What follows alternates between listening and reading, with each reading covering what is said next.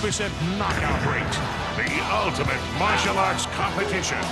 K1 Global Heat. It's the world's greatest martial arts superstars competing for the title of K1 champion in the most powerful martial arts event of the year. K1 Global Heat. With Ultimate Fight Challenges USA's Kimo and Patrick Smith. Four-time world champion Japan's Masaki Satake. UKF world champion Switzerland's Andy Hug. And champions from 10 other nations. For the first time ever on pay-per-view. A competition so intense, it will knock you out. Century Martial Arts presents K1 Global Heat.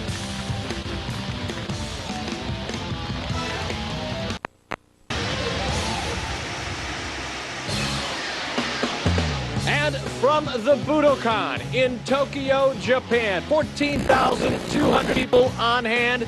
These tickets out in less than 2 hours. K1 Global Heat. Is it a hot ticket in Tokyo? Make no mistake about it. And it's a hot ticket for one reason and one reason only. It's called an 80% knockout rate. This action is fast, it's furious, and it's brutal. Hello, everybody. I'm Eric Bischoff, along with Kazuo Ono Ishikawa. And if you don't mind, I'm just going to call you Sonny.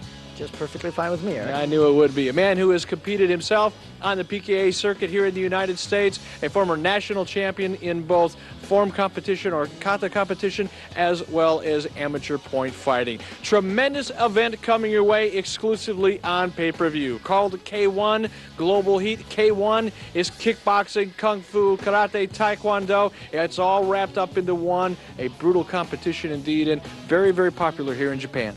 Oh, it is so popular. It's one of the fastest growing sports here in Japan and also in the United States and Europe.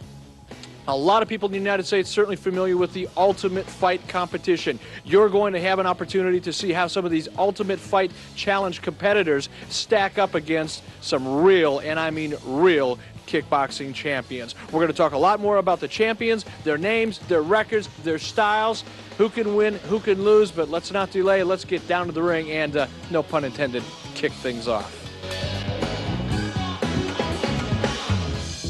A lot of excitement in the crowd, a lot of anticipation as we prepare to get things rocking and rolling from the Budokan.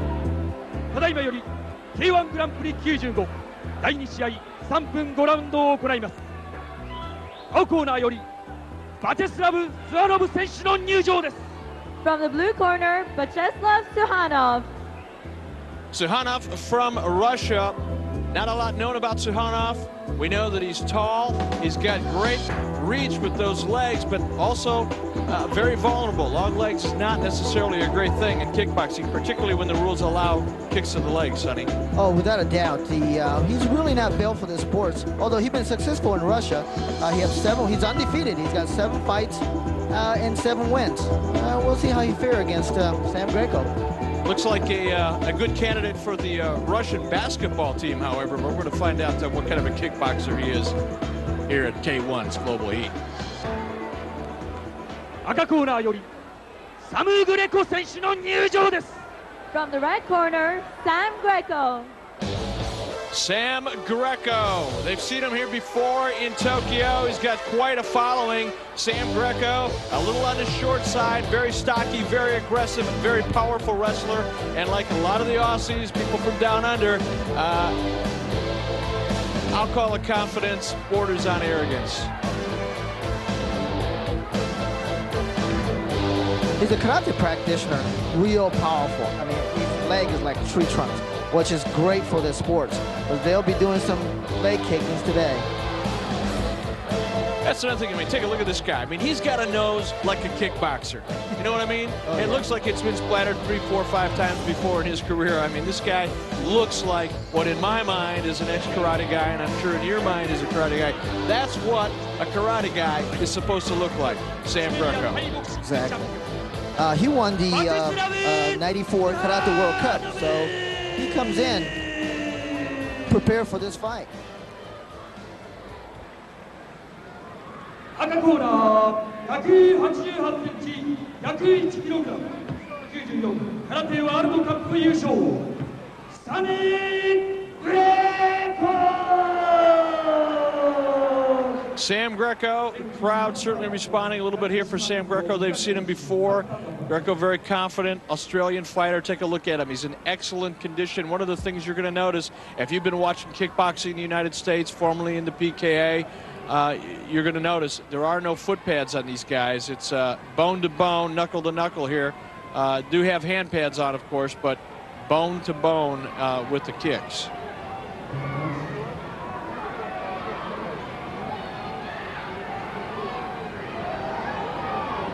Round one. Round one. Here we go. Greco. Back leg round kick immediately going right to those long legs.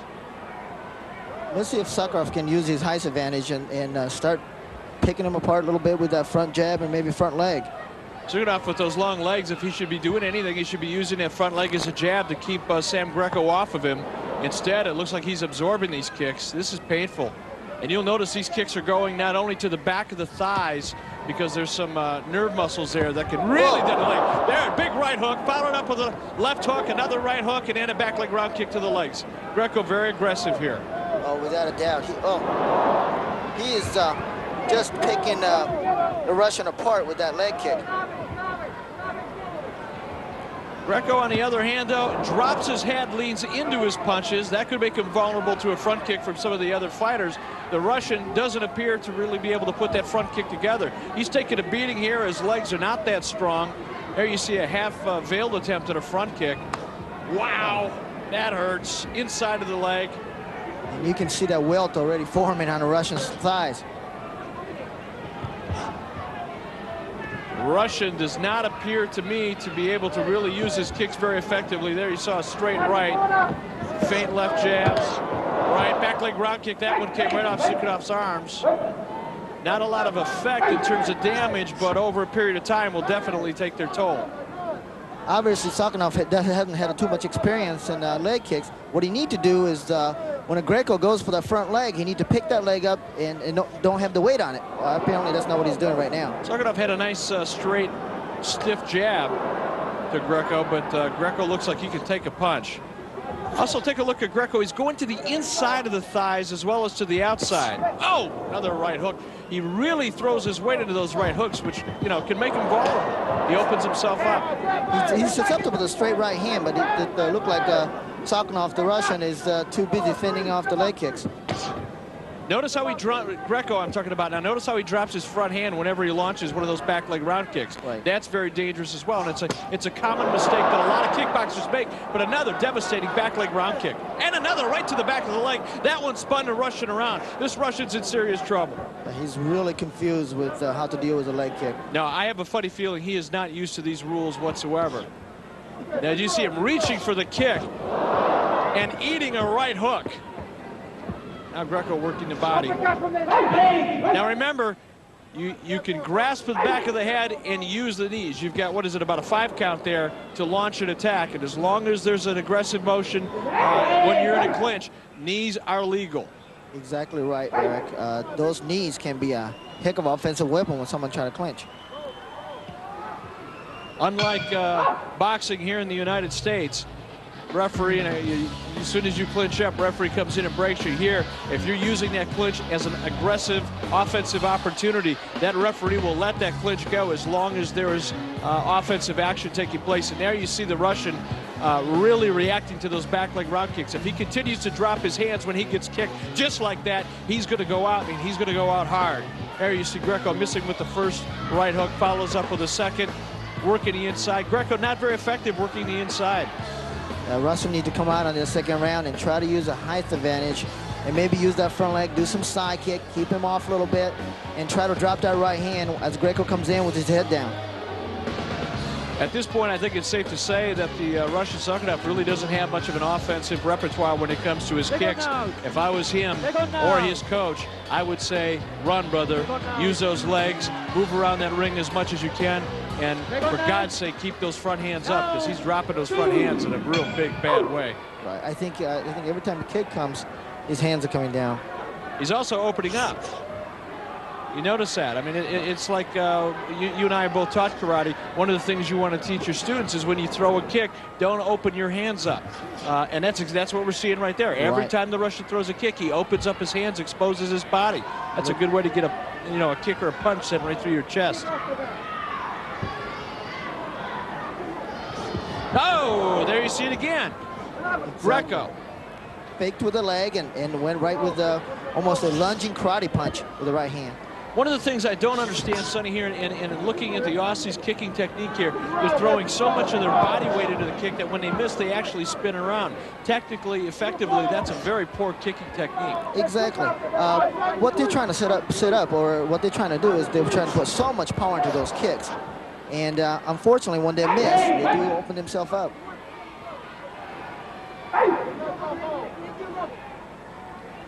Russian looks like he's in good shape. I mean, he's taken a lot of abuse here. He doesn't appear to be breathing too hard. He doesn't appear to be punching too hard either. Now he's starting to show some fatigue there. Drop the hands a little bit. Boy, and you can look at his legs. Look at the back of his legs. Exactly. Just what I was going to say, Eric. That leg had changed color, should I say. There again, dropping the hands as soon as he initiates that front kick. The Russian opening himself up. Greco, I think Greco's just trying to figure out how he wants to knock him out, not if he's going to knock him out. Back reverse side kick, that one went right to the knee, and I'm telling you, that can put you out of commission in a heartbeat. Remember, Eric, and the rule here is you can attack right to the knee. And you'll notice in these K1 rules, fighters will not only kick to the outside of the leg, they'll sneak a kick to the inside. There you see the first attempt at a knee, offensive knee by Greco in a clinch. Oh, man, I'll tell you what. Take it from a guy that's had a couple busted knees in his lifetime, in his karate career. Every time I see that, it just makes me cringe. I don't know. You can see there, the inside of his Sakharov's left knee looked like a mouse is forming there. You know, and this is one of the things when people talk about martial arts and they talk about kickboxing and karate and what's effective in the street and what's not effective in the street. Now the Russian in serious trouble. He's getting hamburgered in the corner. No offense. There you see the knee in the clinch. And you notice the referee, as soon as he saw there was no offense in that clinch, broke things up. Now Greco coming on strong. He knows he's got the Russian hurt, but he's really not that effective in a clinch. That surprises me. Aussies are usually fairly aggressive in a clinch. Right. I don't think he's that school in kickboxing, although he had a lot of experience in karate. From 1989, he won the Commonwealth Karate Championship, and also he won the World Cup in '94. Look at there. There you see it. If you don't think for a second that this will hurt you, and as I was talking about earlier on, when people wonder if karate or kickboxing or jiu-jitsu, what's the most effective? This is an opportunity to see a style of kicking when you can go to the joints, you can go to the legs. This will give you an idea. A good karate guy in a self-defense situation, probably one of the first things he's going to do. And it's not going to be that Chuck Norris, Jean-Claude Van Damme, Steven Seagal crap. They're going to go for a joint. They're going to take your knee out in a heartbeat because it's an easy target, and you don't have to stretch out and be real flexible to do it. Exactly. And of course, in order for the attacker to approach you, you have to put all that weight on that front leg. Yeah, you got a real problem defending yourself when you can't stand up. I don't know. It's just kind of like one of those things in life that, you know, it's a rule of thumb. You can't stand, you can't fight. And that's what Greco's doing right now. He's trying to take this man's legs out, and he's very effective doing it. Sakharov is just totally confused how to combat. You need to figure out to sit down in his punch and try to drop that right hand, and that's about his only hope. He's trying to figure out how he can get back to Russia. Get the heck out of Dodge. Oh, another vicious kick to the back of the legs. Sakharov in serious trouble. He's not only dropping his hands when he gets kicked in the legs, he is actually leaning forward and he's bending over at the hip. This guy is a candidate for a concussion at this point. I don't know how the audience can hear it, but that's really bone on bone when those shin is cracking into that knee. Now he's reaching for the kicks. Now what I would do, and I'm sure Sonny you would too, is fake that low kick. As soon as he drops his hands, fake the low kick, kind of double kick, take him out to the head. I'm surprised Greco's not doing that. Perhaps he's not that effective of a double kicker. Right, or his flexibility is in question. He really hasn't kicked above the waist. No, you're absolutely right. We haven't seen a head kick attempt yet. One of the things that we see out of the Aussies, they like to tuck their chin, which is smart. They just blow in there at about 160 miles an hour, and they like to throw a big looping hook. And that's what we see out of Greco. That's probably what you're going to see out of Stan the Man. He's famous for it. Looks like Greco's a little tired too. Either that or he's all hooked up in a rope. One or the other. He was tied up in that rope. Greco in great shape. Back leg round kick, left hook combination. Has the Russian in trouble. There you see the offensive knee.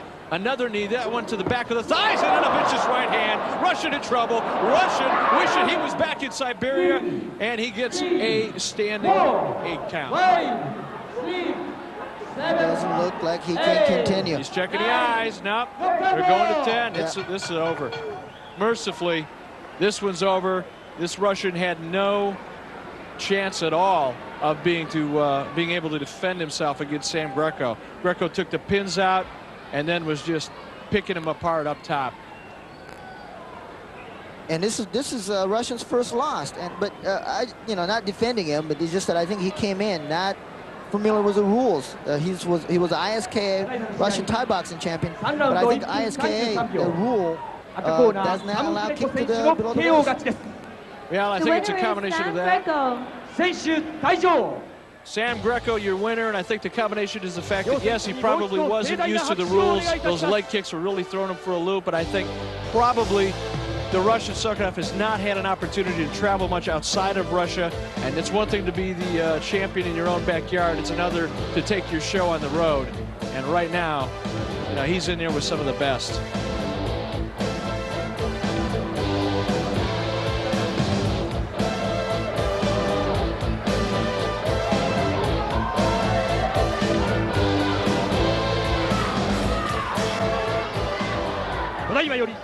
K1 グランプリ95第3試合3分5ラウンドを行います。青コーナーよりセルジオ・マチャド選手の入場です。 From the blue corner, Sergio Machado.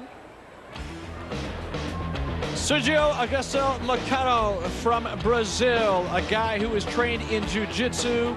He's also a karate guy. We're going to find out. I got to tell you what, you talk about confidence, you talk about arrogance. These guys, if they're putting their money where their mouth is, Sonny, they're talking about, on the word on the street, they got $1 million riding on this fight. Yeah, that's what I understand. Believe it or not, we came all the way to Tokyo and went to a Brazilian club, and that's what the word was. Yeah, they're riding off of the success, the momentum, as we talked about earlier, of the Gracie Jiu-Jitsu dominance in the Ultimate Fight Challenge competition. They got a lot of hopes for this Brazilian fighter. We'll find out. 赤コーナーよりジョニー・クレイン選手の入場です。 From the red corner, Johnny Klein. Johnny Klein, he is one of the Holland fighters. A lot of guys here from Holland, for whatever reason, the fighters in and around Holland, very dominant in this sport. Karate, of course, very popular, much more so in Europe, in the Middle East, for example, in Turkey, Istanbul. It's not uncommon at all to put 45 or 50,000 people in an arena for a kickboxing event. I think probably France equally very popular. England is very popular, and obviously in Holland, because they're producing a lot of top competition.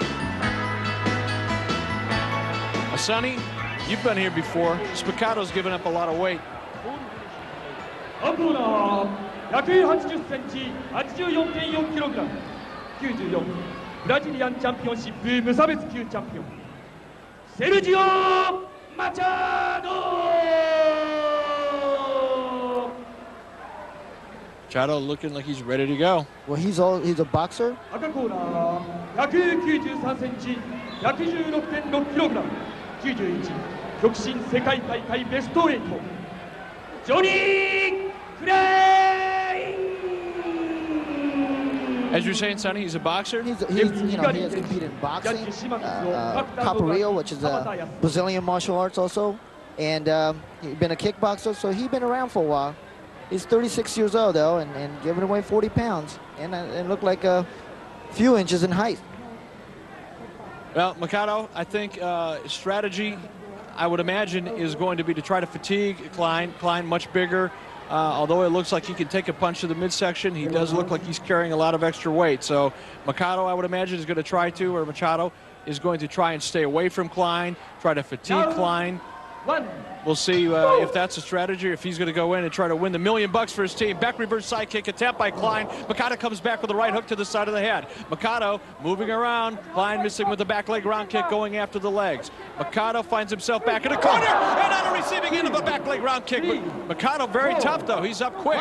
You know what? That's an instep to the cheekbone. That might be broken right there. Back leg round kick right to the side of the head or the cheekbone, as you pointed out. Oh! Back leg round kick again. This time I think it was actually the shin to the side of the head. Back right behind the ear. Mikado out. Man, he went down like a truck fell on him. Well, the truck's name was Klein. Well, it looks like we see some movement here out of Mikado. We see his legs moving, which is a good sign. He wants to get up. I don't think he wants to continue the fight, however. Well, it goes to show you that he's conditioning. I mean, you know, taking a punishment like that, I'm glad he's okay, and his conditioning is a part of it. Yeah, it looks like he's going to be just fine.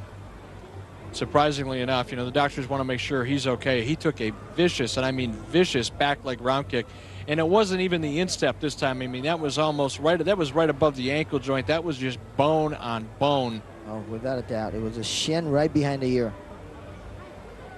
I'll tell you what, I've been on the receiving end of a few of those myself, and not a pleasant thing. He's up on his own, Sergio Augusto Mikado. And hats off to him, or hats on to him as the case may be. Give him credit. He went in there, he gave up 40 pounds. Let's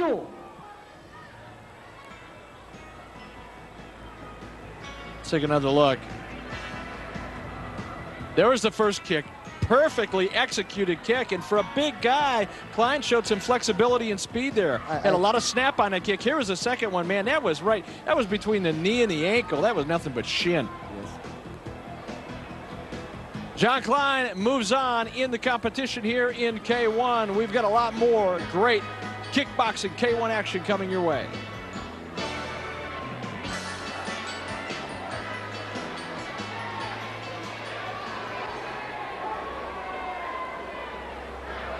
All right, coming up, our next fight, Germany and another Holland fighter.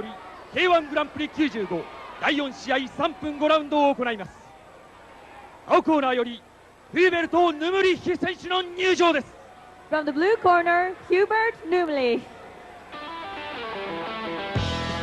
Hubert Numrich from Germany. Now this guy looks like rock and roll. You come in here in a Harley or what?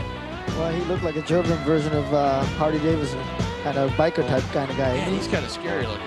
Would not want to have to face this guy in a dark alley. He comes in with one of I think the heaviest fighter in all the competitors. Went in 297 pounds. Very charismatic individual, make no mistake about it. I think between him and Chemo, probably two of the most charismatic competitors here in K1. This guy looks bad to the bone. He's 35 years old.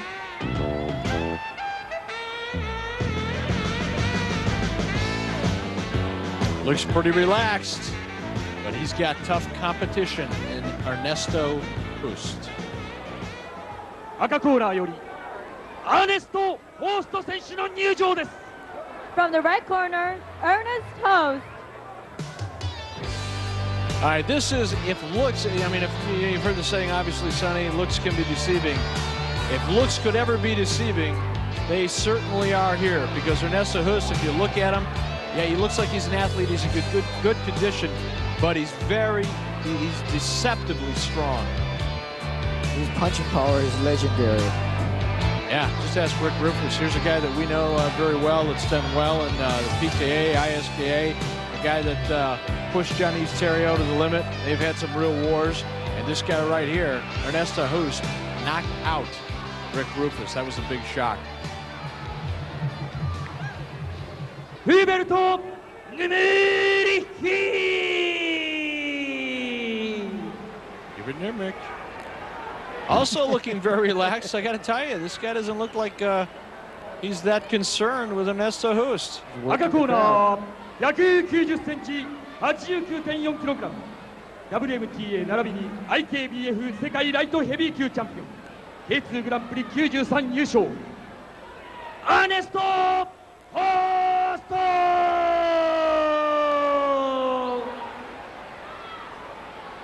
Ernesto Hoost, a guy that's he's been here before. Sonny, tell me a little bit about Ernesto Hoost. Well, you know, he holds 3 world championship. He's got a 46 and 39 out of 46 fights. He has 39 wins, 7 losses. But I tell you, and most of his wins by knockouts. Numrich, what do you know about him? Well, Hubert Numrich, he's relatively new. Came into the fight late. Kickboxing late, and he's a German kickboxing champion, European kickboxing champion in 1982, and he's starting to get into the world competitions such as K1. So again, we may have a situation here as we did in the first competition with the Russian. You've got the German who has done well in Germany, but probably not competed much outside of his own country. And you see Hoost now, he's opening things up, he's going right for the legs, and then tried to sneak a back leg round kick up to the head area. I don't know if you can tell or not, Eric, but Ernesto Hoost has given away 100 pounds. Ernesto Hoost with 2 back leg round kicks to the back of Numrich's legs. Numrich carrying his hands very low. Common mistake. Ernesto Hoost very good. You see a lot of combinations, but again, notice how he drops his right hand when he throws that back leg round kick. There you see. Back leg round kick up to the side of the head. Didn't really make contact, but looked good. You can hear the Japanese crowd reacting to the head kick attempt. Again, notice how they drop the right hand when they launch that back leg round kick. I don't get that. Ernesto Hoost off balance. Numrich again dropping those hands, and Hoost has probably got some of the best hands in the K1 competition. If Numrich's going to be dropping those hands, he's going to be eating a lot of leather before the night's over. Snapping back leg round kicks to the front of the back of the Numrich's front leg. There you saw what looked like a back reverse side kick. Could have been a sweep attempt.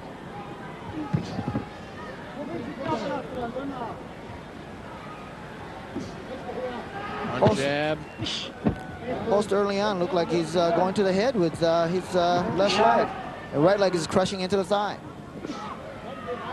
On another, if you look at another back, oh, there you saw back leg round kick connected right to the side of the head. Didn't seem to have much of an effect on Numrich. Numrich, pretty tough guy, comes back with a right of his own. Now they're inside. Hoost has been here before. Very effective inside clinch fighter. Watch for the knees. Notice that the low leg kick set up that hit kick. And you'll see that. With a lot of kickboxers, they'll use their front leg as a jab, and they'll come back with the rear leg just like a boxer would with a cross.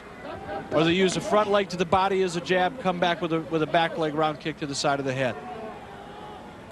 I think Hoost just felt some, well, he's just walking right through it. He's not having any respect for the German. Surprisingly enough, Ernesto Hoost not using his front jab. He's launching a lot of lead right hands, which surprises me. He's got good hand speed. He knows how to box. Front leg round kick, no effect really. There again, launching the right hand without a left jab setup. That surprises me. You know, and the other thing, Sonny, one of the things you have to look at in these fights is, you know, the guys are going to go for your legs. You can't afford to put a lot of weight in your front leg to launch that right hand. You've got to kind of keep the weight off the front leg, because if you've got weight on that front leg and they attack that knee, you're going to go down in a heartbeat. Exactly. The timing is very important in this sport, and how to defend against those front leg kicks to your knees, picking that leg up. Although when you do that, you can't punch with your right hand. So you really have to pick your timing when you can sit that leg down to throw your right hand.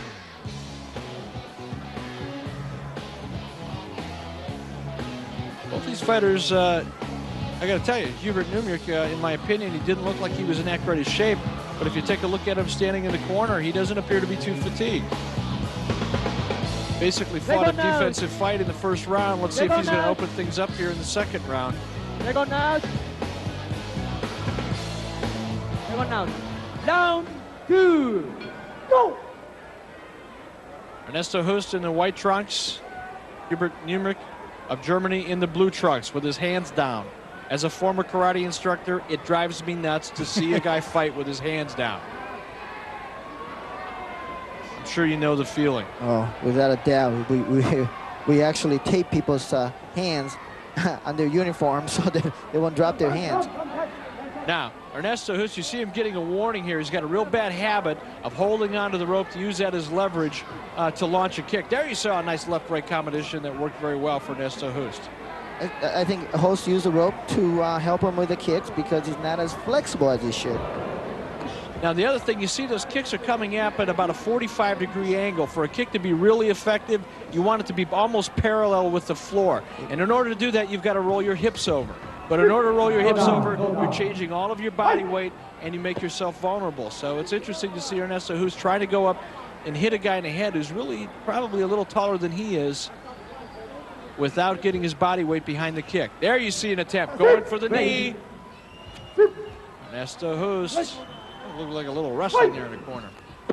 A little low.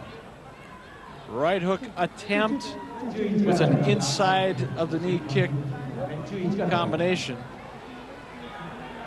And a low kick in the process. The Japanese referee trying to tell the German to breathe. Easier said than done if you've been on the receiving end of a low kick. Some of us know. Say, breathe, brother, I can't stand up straight. What are you talking about breathing here? Lead right hand, followed up a corner. Now look at this, going for the clinch. Watch Hoost here. Does he launch a knee? We haven't really seen a good knee attack yet. Now, as soon as he saw the distance, he opened himself up from his man. He went immediately to the back of the leg. That time he got the back of both legs. He's got need to get out of that corner. Now, if this was amateur rules wrestling, that move or that attempted move would be called a lateral drop. Can't do it here. Doesn't work here. Bar fights, yeah. K1 Grand Prix, not quite. Ernesto Hoost really tried to get a knee to the face, but Hubert's just too tough for him. He's too tall for him. Exactly. He's a little too tall. And you notice when they clinch up.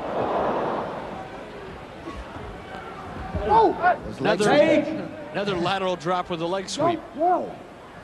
He's getting a caution. Oh, he's getting a point taken away there. Point taken away from Hubert Numrich. Second time he threw his man. Back leg round kick to the butt. Not a lot of damage there. Oh, it looked like a lot of meat there. With almost 300-pound gentleman. Ernesto has got some good speed on his legs, but he doesn't seem to be able to put the power. There you saw a kick right under the armpit. And that'll take a little bit out of you. You can dig that kick into the ribs. You can take your opponent's win. Both fighters acknowledging respect for each other. The end of round two. Ernesto Hoost, Hubert Numrich. I got to tell you, Sonny, this Numrich is giving Ernesto Hoost more of a fight than I thought he would. You're right, but Numrich really needs to quit worrying about the touching glove and maybe win this fight and buy him a drink afterward. Numrich looks like he's in pretty good shape, but I think he's got to lean on Hoost just a little bit. Hoost apparently seems to be kind of ineffective in the clinch. That would give Numrich the advantage. He's got some weight advantage on Hoost. He can tire Hoost out, take advantage of his weight, but he doesn't seem to be able to put it all together. Well, you can't use your weight advantage if you're backpedaling. That seems to be what Numrich is doing. They go now. They go now. They go now. Ernesto Hoost, the man who has made a name for himself not only here in Japan in a K1 Grand Prix competition, but a man who, as I pointed out earlier, in France not that long ago, knocked out USA's Rick Rufus, probably one of the most highly regarded fighters in the United States. He's only one of the few fighters that has a win over the fighter we'll see later, Peter Arts and Andy Hug. I like Andy Hug. Real gentleman. We saw him in a hotel here in Tokyo. Very soft-spoken, well-conditioned athlete. I'm looking forward to seeing that fight. There you saw a kick to the inside of the knee. Numrich, I tell you what, if he doesn't get those hands up, he's going to get knocked out. He looked like Numrich is just counting on dropping that right hand, but he's going to have to use something else to set that right hand up. There you saw right hand, left leg combination.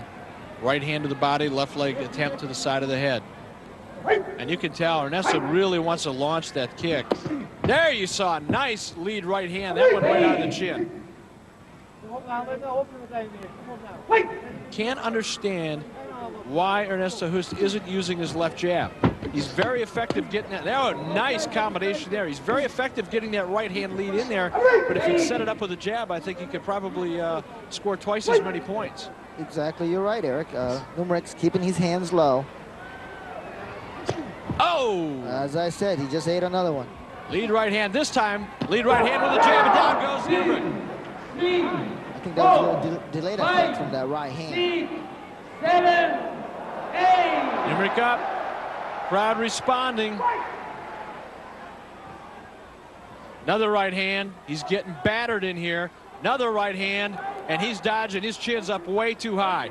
He's going to take a knee or a kick to the head if he keeps that chin up in the air like that. And there you see Ernesto Hoost. He saw that chin.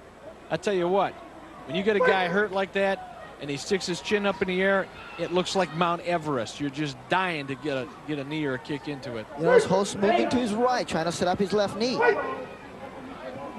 Lead right hand. Looked like a lead right hand and a forearm.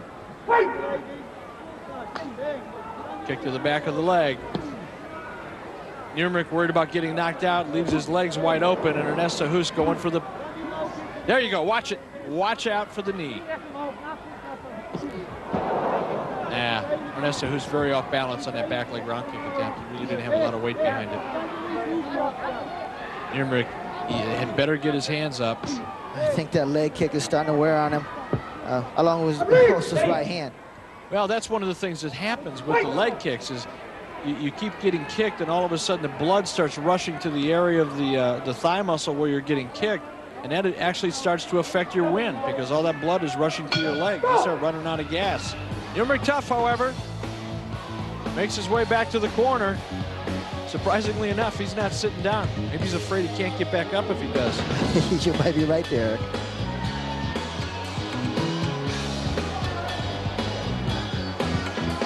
You see a nice series of offensive hand combinations followed up with a kick. There's the knockout right there. That's what dropped it. Eric, I think this is one of the only sports that you can, in all of the sports, I think, where somebody who gives away 100 pounds can dominate another fighter.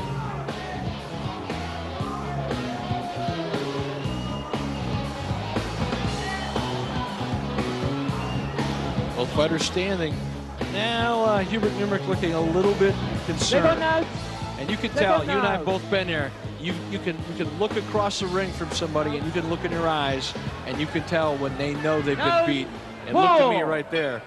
Like Hubert Numrich knows he's been beat. You're right. Ernesto Hoost of Holland. Pretty cautious though.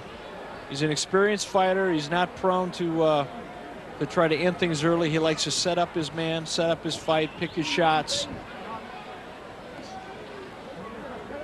Again, in kickboxing, many really good, effective kickboxers will use that front leg like a jab. The back leg, of course, the power kick. And now you see Ernesto Hoost following it up with some kicks and punches. Oh, there's a right hand, another right hand, a third right hand, a left hook to the body. Numrich's in trouble. Hoost is just picking him apart now. Lefts, rights, Numrich is down. Nice hand combination. That's it. Yeah, that's a knockout. Hoost giving a little dance there. Very little. Control the fight from the beginning and just, like the surgeon, picked them apart. He is indeed a surgeon. Hubert Numrich, though, with a smile on his face. I don't know. I've never knocked out too many guys that came up and hugged me and smiled at me afterwards. How about you? Well, I think this is effective, this K1. We have the champion of the champions here, and everybody respects everybody. And I think it's also a Japanese culture thing, I think, if I can take a little credit.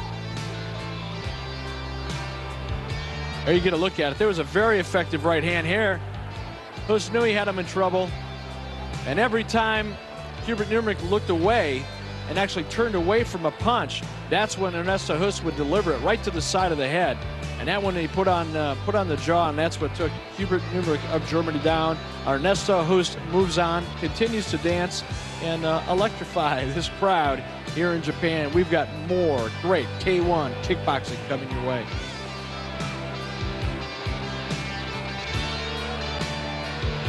All right, we got a big one coming up next. Mike Bernardo of South Africa, virtual unknown, taking on a crowd favorite here. ただいまより第5試合3分5ラウンドを行います。青コーナーよりマイク・ベルナルド選手の入場です。 From the blue corner, Mike Bernardo. Mike Bernardo, South Africa, very young athlete. Sonny, what do you know about him? Well, he, as you know, South Africa, because of the problem they had, they were kind of isolated. So most of his fight came from within Africa. Although he's the African super heavyweight champion. Andy Hug, his opponent from Switzerland, a guy that's been here before. A lot of the Japanese really have warmed up to him. They look at Andy Hug as literally one of their own. You're going to see why in just a few minutes. Mike Bernardo, very respectful, bows to the crowd. It's going to be a great fight. I'm looking forward to this one. I've heard a lot about Bernardo. 赤コーナーよりアンディ・フグ選手の入場です。 From the red corner, Andy Hug. Andy Hug definitely going into this competition as a favorite. What do you know about Andy Hug? Well, as you know, Andy is the Japanese favorite. He's good looking. Women just loves him here. And he's very respectful. He's a Seido Kaikan guy. And he has his kickboxing is relatively new. He's only been kickboxing for about 2 years, but he has won just about everything there is to win in karate. 92 Karate World Cup champion. 93 he was runner-up. And from 85 to 87, he dominated Dutch Karate Championship.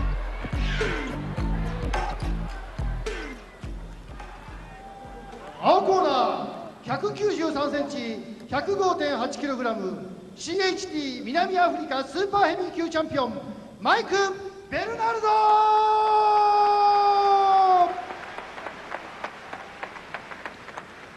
赤コーナー、180センチ、94.3キログラム、UKF 世界スーパーヘビー級チャンピオン、アンディ・フグ。 And here, you know, I got to tell you what, in Japan, it's a very polite audience. They're not very responsive. They're very respectful of the athletes. You don't get much of a response out of the Japanese, but by Japanese standards, that was a heck of an ovation for Andy Hug. Exactly. Look at the stare down, Eric. Yeah, it looks serious. Bernardo, very tough. Well, he's a kind of mystery player. We don't know too much about him. All we know is he's young, strong. He's really a wild card at this tournament. Andy Hug, excellent physical condition. Bernardo looks to me like he's in good shape, but he could be carrying an extra pound or two. Watch for Hugs to put that axe kick on him. Yeah, he is known for that axe kick, and I mean, that's it right there. You got to look at it right out of the chute. Andy Hug fires off an axe kick, but Mike Bernardo, not backing up on it at all, comes back with a nice left-right combination of his own, follows over the top right hook, now going to the body. A little bit of headbutting going on here. Andy Hug, a guy who's been here before, he knows how to fight on the inside, but it's Bernardo who fires off a knee to the inside of the body. There you go, another knee. Now we're getting a look at what makes K1 so different than what you see in the United States. Exactly, Eric. There's no clinching here. Saw some nice offense in the clinch, and I'll tell you what, I've seen guys get knocked out that way, and it's not a pretty sight. A lot of power in those knees to the head. Andy Hug, who I think has just developed some instant respect for Mike Bernardo. Bernardo kind of hot-shotted here. Takes a right, shakes it off, says, nah, it didn't bother me a bit. Come and get some more of this. Hug looked to me like he was showing a back reverse side kick. He was at least thinking about it. Changes his stance. Oh, and a back leg round kick. And fortunately for Bernardo, he wasn't even looking. He ducked and didn't know it. You see how flexible Andy is, and therefore there's so much speed in his kick. There you see Andy Hug, a lot of experience here, throws a couple punches, sets up a knee to the inside, and I don't think these two guys really like each other. Respect may be one thing, but affection is another. And while they may respect each other, I don't think there's a lot of love lost between these two individuals at this point. Right. I think Andy's doing the right thing. Axe kick, so fast, and that's one of the nice things I like about Andy Hug. He throws a kick, immediately follows it up with a punch.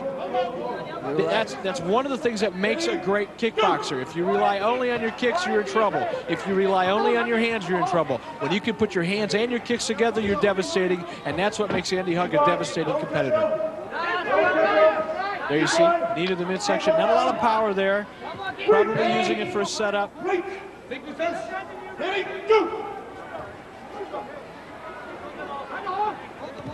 Bernardo. Oh, Bernardo takes a knee to the face. Ducks right into it. If anything didn't wake him up before, that knee to the face certainly did. Bernardo now going to the body. Bernardo goes down. Nice right hook. Sent Bernardo down. Bernardo took a knee to the face earlier on. That had to take a little bit of steam out of him. Bernardo very tough. He's up. He's game. He's ready to go. And now he's a little teed off. I think he's mad. You're right. I think he shook that off and he just got mad. I love that in a guy. I love that when he hits somebody and all it does is wake him up and irritate him a little bit. But Bernardo in trouble. Bernardo fights back. He delivers a pretty devastating right of his own. But Andy Hug on the inside, the more experienced fighter, going to the body with the knees. This is a great fight. What a first round. Look at this. Bernardo, the just left hook, right hook, left hook, right hook. Sticks his head up and eats a right hand. You got to keep that chin tucked. You stick that chin up in the air, you are real vulnerable. And there you see Bernardo. He's got his chin up in the air, trying to lean into Hug, use his weight. Bernardo knows he's in for a fight, and so does Andy Hug. Yeah, I think Andy has to be careful, though. Bernardo seems to be in pretty good shape and be able to sustain some damages and come back. If Andy goes in, thinking he's going to knock Bernardo out, I think he's susceptible to get hit by Bernardo. Now you see Bernardo's trainers giving him some advice here in the corner. He's probably saying, look, you're gonna throw those lefts and rights to the body. When you're done, get those hands up around your head, because this man will come out of the corner or off the ropes with an axe kick so fast you'll never even know what hit you. Andy's flexibility allow for him to kick you while he's standing right in front of you. And an axe kick is not a kick that you really see a lot in kickboxing. It's a very unique kick. You see a lot of back leg round kicks. You see a lot of front kicks. You see very few of those axe kicks the way he throws them. And now you look at him. He's got Bernardo in a bear hug, and he jumps up to throw the knee. What Andy would like to do is drop that axe kick into the collarbone of his opponent and perhaps just break it. Either across the collarbone or across the front of the face. Back leg round kick right over the top. And again, every time you throw a kick at Bernardo, you tee him off. And now Bernardo chasing Andy Hug back in the corner. You can hear the crowd respond. Andy Hug's in a lot of trouble. Bernardo very smart, using his weight, pressing, trying to fatigue Andy Hug. Hug's in excellent condition, but he's taking some abuse here. Bernardo fighting a very smart fight, and he's throwing some devastating right hands to the back of the head. Bernardo has to be careful when he's pushing. He doesn't put his head down and eat those knees. You saw the warning from the referee. Rabbit punches to the back of the head. Not legal here. Left hook, looping left hook, and a lateral drop takedown. He's getting a warning right now for throwing. Bernardo really didn't need to do that. Bernardo not intimidating at all here. He is not intimidated by Andy Hug. And it's Andy backing into the corner, surprising me. He calls for the break. Looks to me like Mike Bernardo bleeding from the nose a little bit. Fighting with his left hand down. Takes a jab. Takes a right hook to the body. And those body shots take their toll. You know, Andy giving him almost 30 pounds. I think what he should be doing is picking the shots and moving. I don't think he should be in there mixing with a big boy.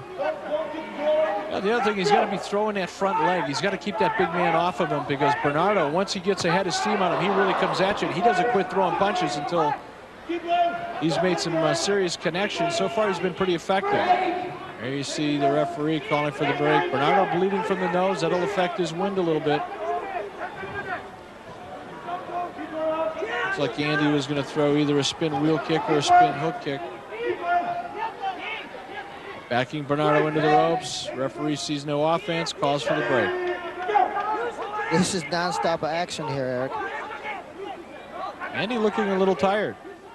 Notice how he keeps shifting his stance, and that's something, I mean, that'll tell you something. When a guy's got his left side forward, he's probably going to tell you he's going to throw a back leg round kick with the right leg. When he shifts, puts his left leg forward, he's going to come at you with his hands. You hate to have to telegraph your offense like that, but Andy Hug so far been fairly effective.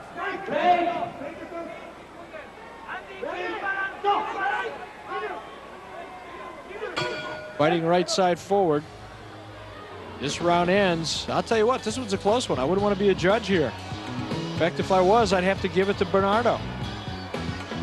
Well, Andy has the first round by virtue of that knockdown, but the second round, I think you're right. One of the things that's important to remember here is that, you know, being a judge in a K1 Grand Prix is not a real high-pressure job because 80% of these fights end in a knockout. That's right. We don't go too many times to the cards. I mean, you can head over to the concession stand, eat a pizza, drink a beer, come back, and you probably nobody missed you most of the time. That's you're right.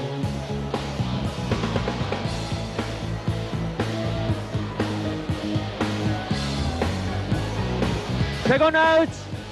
Second out. Bernardo very intense. I like that. I like that in a guy. I'll tell you what, he is surprising. He's a bull, and he's going to have to put a bullet in it to stop him, I think. You know, even as a former fighter myself, whenever I was across the ring from somebody that got that intensity and got that eye of the tiger, so to speak, I always enjoyed it because that made me a little more aggressive. Nothing worse than a passive fighter that sneaks up on you. That's why you were probably really successful as you were.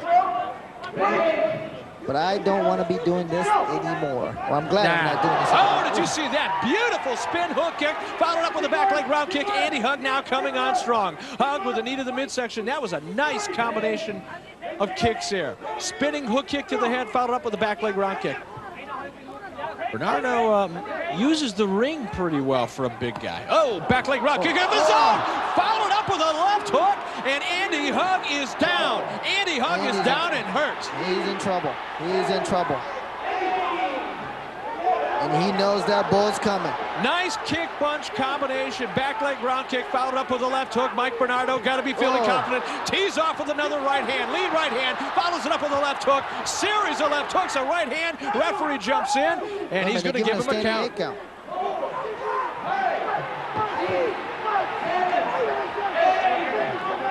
I don't think he's got the cobweb out of his head yet. And I got to tell you one thing. Mike Bernardo is on fire. Right hand to the side of the head. Hug is in trouble. And Bernardo just pours it on. Bernardo, lefts, rights. He's got Hug in the corner. Hug's in trouble. His head stop this one. They need to get in there and stop this one. It's too much punishment. This could cause problems later. Wow. Talk about an upset and talk about a beating, but talk about a well-conditioned athlete. He was getting his head pounded, and Andy Hug would not go down. Referee saved him, and you have an elated and surprised Mike Bernardo. Well, if nobody knew Mike Bernardo before, they know now. Mike Bernardo, South Africa, virtual unknown here. Well, I tell you what, that would have been a tough one to call. Going into this one, certainly Andy Hug was favored, but Mike Bernardo just made a name for himself in the world. And now you see a big hug from Peter X. These two guys could be facing each other later on.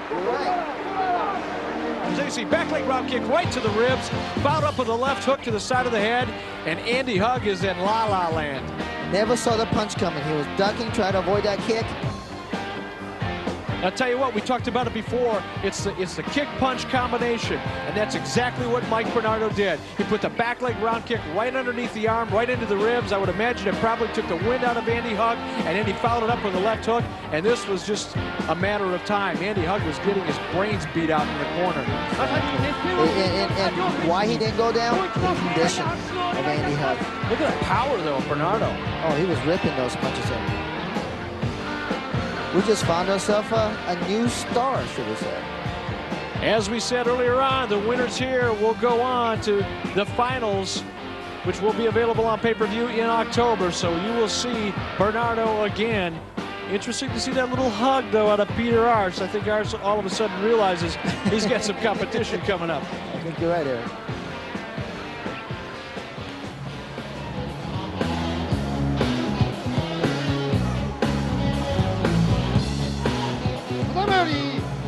6試合3分5ラウンドを行います。青コーナーよりパトリック・スミス選手の入場です。 From the blue corner, Patrick Smith. Patrick Smith, you've seen him before in Ultimate Fight competition. Patrick Smith, a guy that's been here in Japan before. I like the way he makes his way to the ring. I like it. You see that lady in front of you? That's his new wife he found in my fair country of Tokyo, Japan. He's got great taste, I'll give him that. Except for when it comes to hair stuff. I mean, look what is that about? That's not from our country, I'm afraid. Well, goofy hair and all, Patrick Smith, the guy who a lot of people are looking for from the United States to do well here in K1. We'll talk more about his background in just a few moments.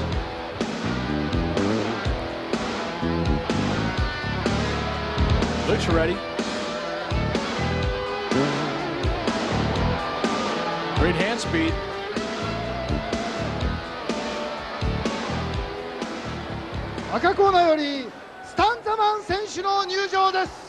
From the red corner, Stan the Man. Right off the bat, I give ring music to Patrick Smith. Well, Stan the Man, he's all business. Look at him. It kind of reminds me of Executioner.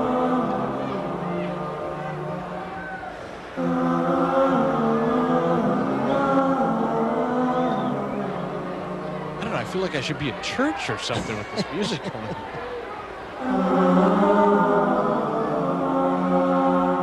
Like a group of Benedictine monks. Well, there was a gesture to the Lord, I think. Stan the Man stretching out. Sonny, what do you know about Stan the Man? Well, he's 30 years old and he's been knocking people right and left. He's WKA World Super Heavyweight Champion, and he had some UKF World Championship also, but he's 35 fights, 32 wins, only 1 loss.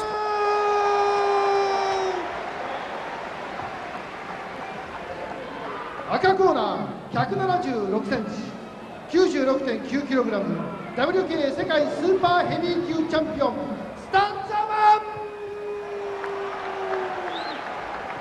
Stan the Man with some very quick hands. He's given up some height. He's probably got the edge and experience. Patrick Smith, we've seen him before in Ultimate Fights. He's in a new game here. These guys are real karate guys, Patrick Smith. Let's see how you stand up.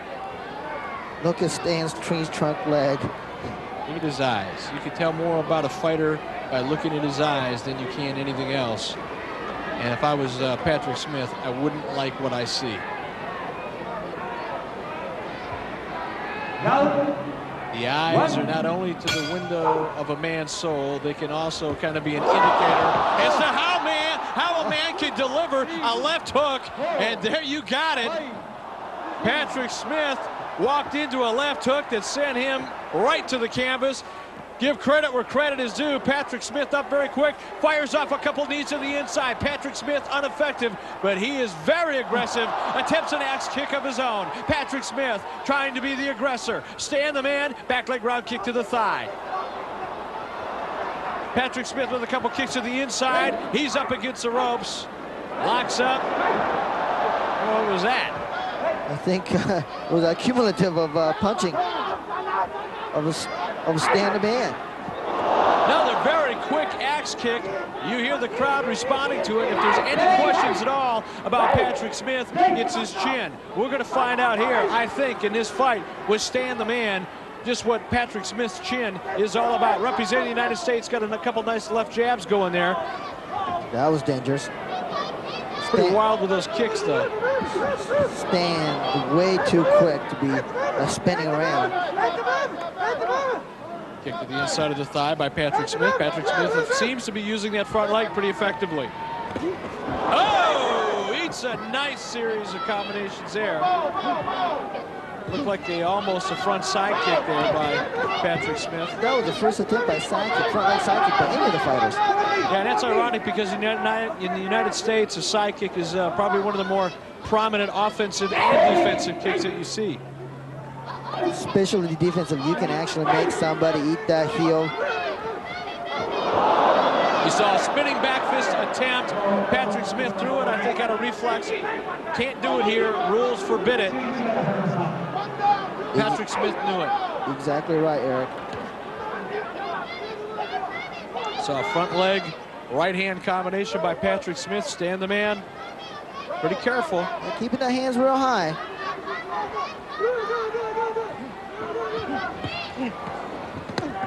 Smith took a couple hard shots to the head there.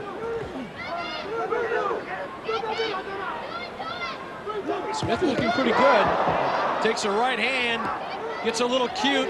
Big mistake, took a knee to the top of the chest. I don't think it hurt him much. You know, that's a case where the knee really should have gone down low to the midsection, Sonny. You're right.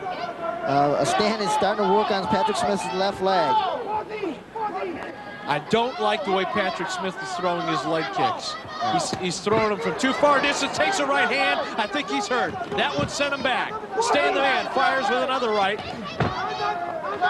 Patrick Smith just can't seem to get his balance. He's also telegraphing his kicks. You can see him coming about a mile away.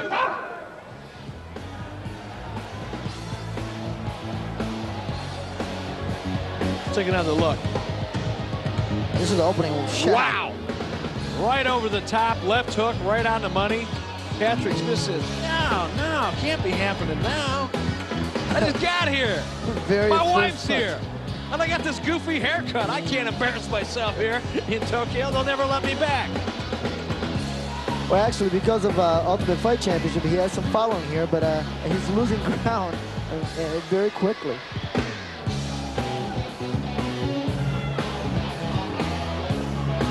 The thing I like about Patrick Smith, he seems to be using his front leg pretty effectively to keep Stan the man off of him. The thing I don't like, he's telegraphing his kicks. Like I said, you can see him coming about a half a mile away. And that'll get him in trouble, and he's throwing all of his body weight into his kicks. Every time he throws a leg kick, he misses. He completely screws himself into the canvas. And if he does that one too many times, Stan the man is going to be able to time that leg kick, and he's going to take him out with a shot to the head. There again, you see him. It's like he's going to corkscrew himself right into the canvas. Exactly right. I don't get that. I'm not liking the looks of Patrick Smith's kicks. I really question his kicking ability. I don't know if it's just me, but those tree trunks of leg of Stan the man's. Yeah, there we saw a head kick. Well, Stan, go ahead, Sonny. no, Stan being real flexible. He's setting up those low kicks for head kicks. Oh, nice side kick to the midsection. That'll take the wind out of you in a heartbeat. That's the only kick that Patrick Smith seems to be able to throw effectively, is that front snap kick. And he's not stopping that Stan the man coming through. No, all it's going to do is keep a little distance between you. Oh, combination there. Again, hands kick combination. And a low kick to the groin. Picture speaks 1,000 words. Leave this one alone. He's hurt. I feel for him. Been there, done that. Don't like it at all. I don't like where Patrick Smith's looking. He doesn't have much of offense here. No. I mean, look at the way he's using his front hand. He's actually reaching out and pawing at Stan the man's front hand. All that's going to do is get you a right hook to the side of the head. There's another side kick. And his offense comes in burst. And notice that again, he telegraphed. It looked like he was going to spin, but anybody could have seen that spinning kick coming way, way in advance. And Stan being so quick for a big man, you're not going to hit him with that, anything that was telegraphed. Stan's getting inside of his hands, and he's getting outside with that hook. And Stan is known for having a real looping right hook. Right and left, I should say. He's pretty effective with both. Those leg kicks have no effects on Stan the man. Yeah, none whatsoever. First of all, they're going too low. He's kicking him down in the calf area. He should be taking those kicks up high into the thigh muscle, just like Stan's doing to him. Now, there is the faking with the right leg and driving almost a jumping reverse punch, Eric. Left, right. Stand the man, setting up, picking his shots. A body shot. Patrick Smith goes down with a body shot. Eric, that kind of reminds me a few years ago what you used to do with your left Absolutely. hand. I love that left hand to the body. You take somebody's air to the body, and that's what the mistake a lot of guys make. They're so worried about getting knocked out, they're protecting that head, and you can hit that body all day long. You dig a punch into the body, take somebody's air, and this is exactly what happens. He's got the wind knocked out of him. Let's see what kind of heart he's got. And that's always been a question. Real tough to fight when you can't breathe. Been there, done that too.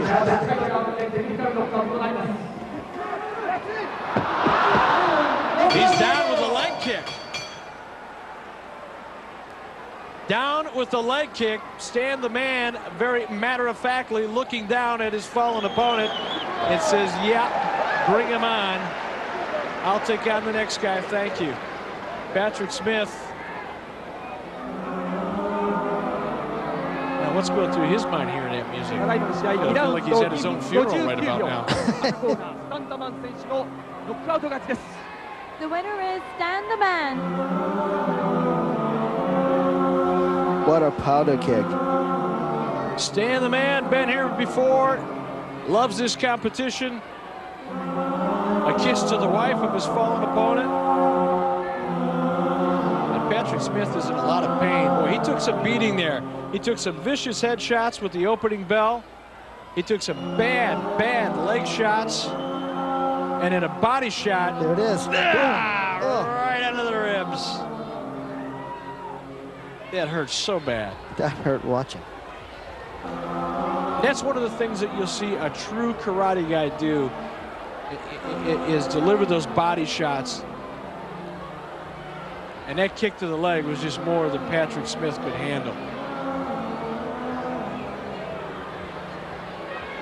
Well, so much for USA's Patrick Smith.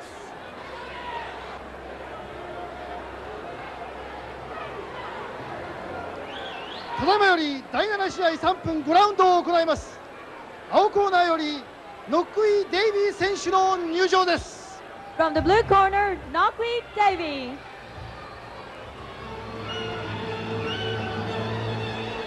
Now this is going to be an interesting fight. Knockwee Davy from Thailand giving up 80 pounds. Ooh, looks a little mean. Well, you know, he's actually a lightweight or light middleweight champion in Thailand. But I tell you what, he's fighting a young Frenchman. Jerome LeBanner, but what about the weight difference? What's LeBanner coming in at? 242. 242 pounds. Knockwee Davy coming in, what, about 160? 165 pounds. And Jerome LeBanner is only 23 years old.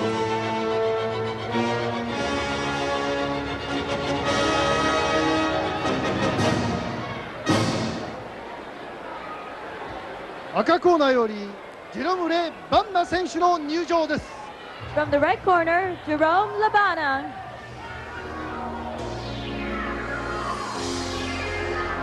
Jerome LeBanner, relatively new to this competition, very young, as you pointed out. Now, any reason for him to be confident? Yeah, he's got an 80-pound weight advantage. That will always help. But I'll tell you what, you can't take a Thai kickboxer lightly. These Muay Thai guys, they fight for a living, they fight for food, they fight for survival. And I'll tell you what, Knockwee Davy, I don't think, despite the 80-pound weight advantage, is intimidated at all. ここで両選手にシャロン・リー様より花束が贈呈されます。青コーナー177センチ 73.65 キログラムルンピニースタジアムムエタイチャンピオン IMF ジュニアウェンター級ムエタイチャンピオンノックイ・デイビー。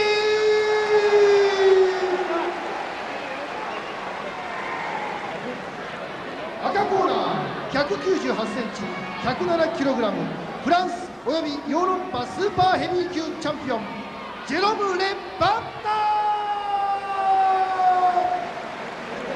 レフフリー、猪狩元秀。 Rome LeBanner. 田畑康。 Well, interesting doesn't quite describe this matchup. 80-pound weight advantage, probably about 5 inches in height. Certainly the reach advantage goes along with the height advantage. But I think the heart advantage and just overall physical, mental toughness might go to the Thai kickboxer. We should see a lot more knee-type activity here in the clinches because the Thais have really turned using your elbows and knees into an art form. Elbows aren't legal here, but certainly knees are. Although he's going to, Davey going through the preparation of Thai boxing. Boom, right off the bat. LeBanner with a back leg round kick to the head. A couple jabs, sets him up. He's got Davey on the ropes. Davey, though, took a back leg round kick, but he really didn't do any damage with it. He's doing damage with the rights and lefts, and so far, LeBanner, to me, has got the best-looking hands in the competition. Devastating kicks, power. Look at the jolt on Davey every time he gets kicked. His whole body just shakes. LeBanner, 260 pounds, and he's a good-looking kicker. Good-looking kicker, powerful, young. There's only he's got 13 fights and 12 wins. I'll tell you what, for a big guy, Jerome LeBanner showing me a lot here. Keeps his hands up nice and close to his chin when he gets in close. He's throwing a good combination. There you see a couple jabs setting up a front leg round kick. Right. A couple left-hand hooks to the head, follows it up with the right. He's using his hands and his feet effectively well. Jerome LeBanner. There you see it. LeBanner not showing too much respect for origin of kickboxing. Looks to me like Davey is just going to let his opponent try to punch and kick himself out. He may be one of the smarter fighters here in the competition. I think you're absolutely right. He's not going to meet power with power here. He's going to hope, and I mean hope, that LeBanner tires himself out with his offense. And then probably work him to the inside. Nice handwork there by LeBanner. Nakui Davey going to the legs. And Nakui Davey, make no mistake about it, he's keeping those hands up nice and high. But that's, you know, one of the things that you see out of Thai kickboxers. They fight traditionally with their hands up high. Way up high. Way up high, and sometimes to the outside. It's interesting to see that Nakui Davey's not only got his hands up high, but he's got them in close to his chin. Devastating kick to the leg there by Nakui Davey. And I'll tell you what, as big as LeBanner is, one good, well-placed kick to the knee area, and LeBanner's down. I have to give to the Davey. I mean, he is taking some tremendous punishment. Notice how he keeps his chin tucked, though, in his chest. He gets in close. He doesn't have that chin sticking out there. He's not leading with his chin, as they say. Covers up well, keeps his elbows in close, protecting his solar plexus.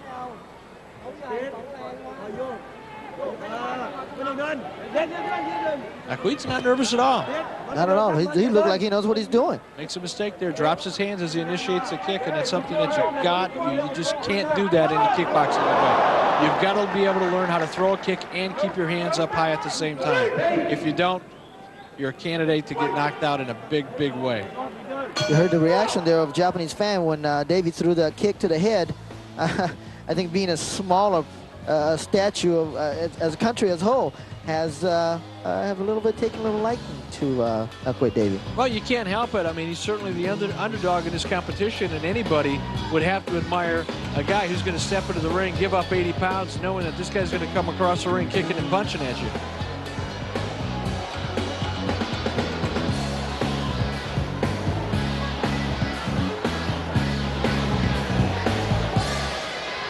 LeBanner's going to be one. All right, let's see, round one. I gave him some pretty good shots, lefts, rights to the head, some good kicks to the body, thumped his legs pretty well, but it doesn't seem to be slowing him down. What's the plan, boss? I certainly hope LeBanner is conditioned enough to go the distance and just look for his shot and see if he can knock out Davey. Well, clearly that's what Davey's thinking about. Let LeBanner kick and punch. Let him fatigue himself. go the distance, sneak in a couple good shots to the leg. God, LeBanner's so fast though with that front leg for being so big. Back leg round kick there. Kicking equally well with both legs. There's a leg kick. And if you have to fault LeBanner for anything, he's really not putting those powerful kicks. Oh, did you hear that though? Did you hear that leg kick from Davey? Well, Thai kicks were known for that. Oh, I hope that was nothing. Oh, and a nice kick to the head by Davey. Davey kicks Jerome LeBanner in the head. Somebody's mouthpiece went flying. LeBanner comes back with a well-placed back leg round kick and then a front thrust kick to the head. Difference between a front thrust kick and a front kick is a front kick tends to be a snapping kick. A thrust kick will push your opponent. Right, getting your hip behind it. These guys going after each other's legs, and I'll tell you what, Nakoui Davey is a great kicker. He doesn't kick often, but when he does, it's fast, it's hard, and it usually hits its target. Jerome LeBanner gets overconfident here. He's going to be looking up at the lights. Exactly, you're right. Powerful kicks. Although he's hitting him in the arms, though. He's hitting him in the arms, but the problem with that is every time those kicks hit you in the arms, they swell the arms up, stiffen the arms up, makes it more difficult to throw a punch. But at this point, I think Davey, all he hopes to be able to do with those arms is protect his head.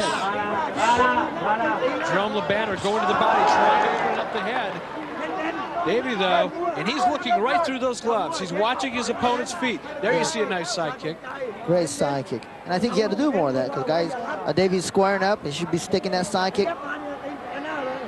You know, it's interesting. Side kick, as we both know, probably one of the most devastating kicks. It's got a tremendous amount of power behind it, but it's also a kick that you can throw without exposing your body. And that's why I'm surprised we're not seeing more side kicks out of these guys. I think you're right, but I think a lot of these people are trying to keep their body more square so they can use the hands a little bit. In order for you to use your side kick, you need to get your body a little bit more sideways.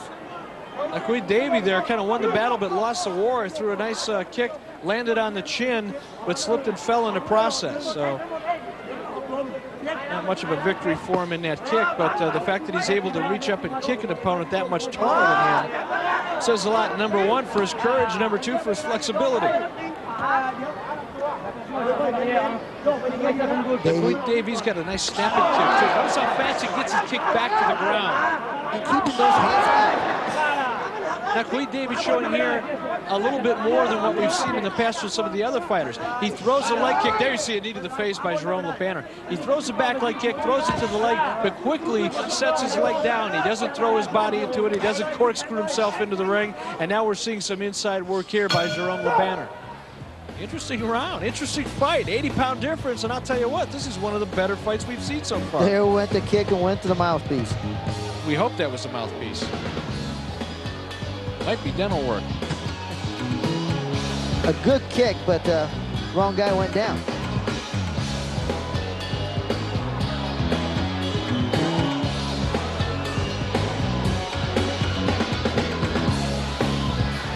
Jerome LeBanner getting some instructions here in the corner. Obviously has worked up a sweat, and I do believe his corner is just a little bit more than concerned here. All right, but I think LeBanner is one of the great condition fighters, and I think he's going to be okay. But we just don't need to get too overconfident because Davey will come up looking for spots, and I think he's certainly got a power and speed to hurt the Frenchman. I think he's got the power and the speed, and more than anything, I think he's a real chess player here. This guy is a very intelligent, well-experienced fighter, and he's looking for LeBanner to do two things: one, fatigue; two, make a mistake. You're absolutely because right. You can see Davey, he's got his eyes on every time LeBanner throws a shot. Davey's ready for a counter. He's fast, he's quick, and he's smart. He's a dangerous competitor. I don't care about the 80-pound difference.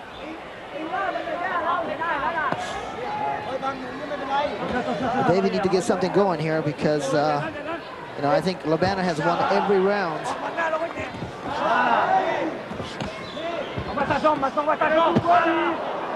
LeBanner, so tough, such a great kicker, but he's unable to take the Thai kickboxer out.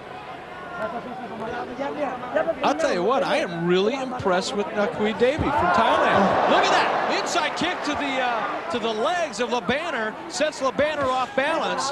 All he would have needed to do was follow up with the right hand, and we could be looking at the upset of the century here in terms of K1 competition. You're right, absolutely right. Lebanner, 80-pound heavier. I think he's starting to have some concern now. Well, it's got to be frustrating, demoralizing, if nothing else. So there's a back leg round kick to the head that woke Davey up. Back leg round kick right on the jaw, and Davey just came back with a counter. Exactly. Now watch Davey as he gets in close. I'll give the edge to Davey. Still not seeing a lot of the knee action that we've seen in the past in this competition. Big looping the left hand, but right hand, but returned by Davey. Lebanner is starting to grab a little early. He might be fatiguing just a little. It could be frustration. It's got to be demoralizing. He's kicking the stuffings out of this guy who's 80 pounds smaller than him. And Davey's just countering. See how fast he is. Every time Lebanner initiates offense, Nakui is there to counter. There you see it again. Slow left hand, Nakui counters with it right to the body. There's a nice left-right combination by Lebanner. Back leg round kick to the midsection. Nakui now leaning a little bit out of his kicks. That's dangerous. Number one, you get no body weight into the kick. It's an ineffective kick. Number two, you begin to get off balance. A little bit of wrestling going on there. Back leg round kick to the midsection. That one right on the belt.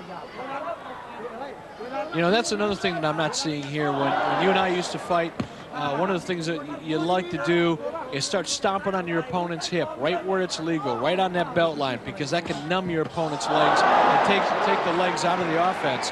We're not seeing that here. These guys are, however, going to the thighs, the inside of the knees, which is just frightening. Is that a little bit of blood out of Lebanner? You got that right. I think Davey has certainly got more than attention out of Lebanner. Lebanner bleeding from the nose a little bit. Nice combination kick there. Left hand lead. A little bit of blood from the top of the head as well.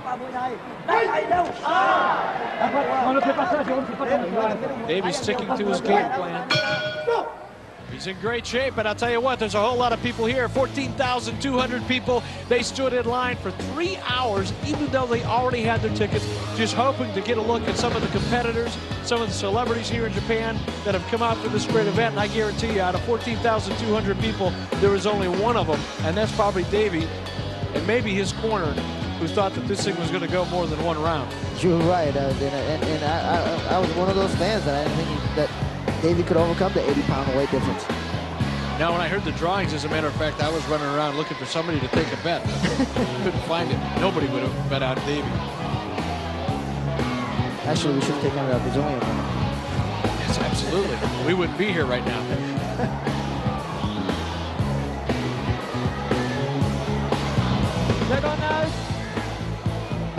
Second note. Great action coming your way. K1 Grand Prix tournament action. The winner to go home with $200,000. And we'll see those finals exclusively on pay-per-view coming your way in October. But right now, well, Davey certainly has gained my respect. Whether he win or lose this fight, I think Japanese fans just loved his tenacity. Front thrust kick there by Jerome Lebanner. Nice left-right combination, and I'll say it again, he seems to be using his hands better than anybody else. But Davey comes back with a couple of left-rights of his own. Davey is just not intimidated. Ouch! Round kick to the side of the head. Glanced off the glove, but most of them was caught on Davey's chin.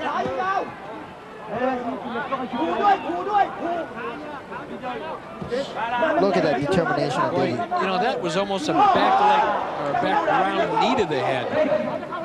Lebanner's got such a reach advantage, he could actually throw a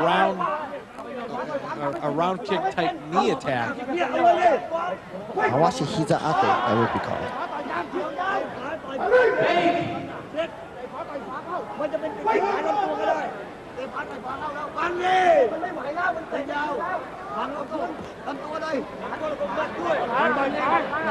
Davey stalking, back leg round kick, score to the leg. That's one of the things that we're not talking about here. You know, so many of these fights ends in a knockout, but your judges are sitting on ringside and they're watching every one of those kicks that Davey throws is hitting its target. This thing goes to distance. It may not be as lopsided as people think because Davey is scoring well with those kicks to the legs. The Banner getting frustrated now, holding on to those kicks. That's illegal. You're right. You're pointing out that Davies, when he does throw those kicks, it's powerful and it's scoring. There again, fast, accurate, and he doesn't expose himself to a counterattack when he initiates that kick. I hope audience can understand him. And I'll tell you what, every time Davey throws something that looks anything close like a head kick that may hit a target, this crowd is responding. They're certainly favoring the underdog here. Well, they certainly has identified himself with the little fella. As I was starting to say, that, you know, if you ever hit your shin on a coffee table, you know how that feels like. Imagine somebody throwing on the shin. Some of those blows are. But I can't get over this. LeBanner is just bouncing those kicks off his head. And again, judges are going to be responding to that because Davey is taking the big man off his balance. I'll tell you what, he came real close to hitting the canvas there. And that right hand, about another inch and a half, would have been a nice clean score. Nakwit Devi of Thailand, the Thai kickboxer, putting on one heck of a demonstration here. And look how relaxed he is. Exactly, and I have to give that round to Davey. Absolutely give that round to him. In fact, that might have been a 10-8 round, depending on how you want to count the off-balance inside leg kick to Jerome LeBanner. That was the first time in the last couple of rounds either one of these fighters have been off balance, and that's going to make a big, strong impression with the judges at ringside. And you can't help but wonder how emotionally how they're going to be affected by the fact that Nakwit Devi is giving up 80 pounds. It may weigh in their decision if it's close. Exactly right. LeBanner looking a little winded, a little confused, perhaps. Davies in great shape. He doesn't look like he's breathing hard. Amazing. The condition of the Thailand kickboxer is legendary. And also, you know, average kickboxer lifespan in this close to 18 months. 18 months? 18 months. That's how much punishment they're taking their bodies. I hope you make a lot of money in a short period of time. In Thailand? As I said, they fight for food.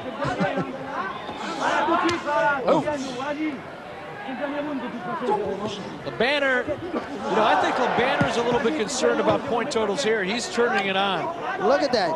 LeBanner just wants to eat those kicks. He's looking, staring at him. Staring at LeBanner. Davey not intimidating at all. Davey keeps coming at him. Davey attempting a knee to the midsection. And this is, I mean, this is where the weight advantage becomes apparent. Exactly right. LeBanner just throws him down with one arm.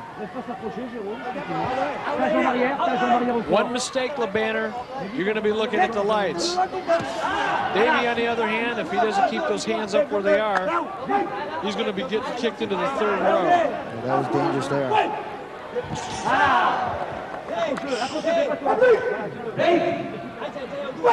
This has turned out to be Davey and Goliath. Davey and Goliath, absolutely. Back leg drop kick misses, and you know, just like in boxing, they always tell you it's the punches that you throw that you miss with that fatigue you. Same thing is true in karate. In kickboxing, karate, you throw those kicks, it takes a tremendous amount of energy, and if you don't make contact, it fatigues you in a hurry. Exactly, got to bring those things back. LeBanner fighting with his mouth open. He's winded. The kicks that he's throwing now are more out of desperation, trying to keep Nakwit Devi away from him. Devi with another nice inside kick. And you got to remember, those inside kicks and kicks to the leg score just as heavily as a kick to the head or a punch to the head. And in that regard, I think Nakwit Devi is outscoring Jerome LeBanner. You're absolutely right. LeBanner looks like he's slowing down a little bit. You see LeBanner throwing those kicks out there. He wants to get Davey thinking about the kick so he can land a left-right combination. Nakwit Devi, way too smart. He's been here before. He's done this. He's not going to fall for it.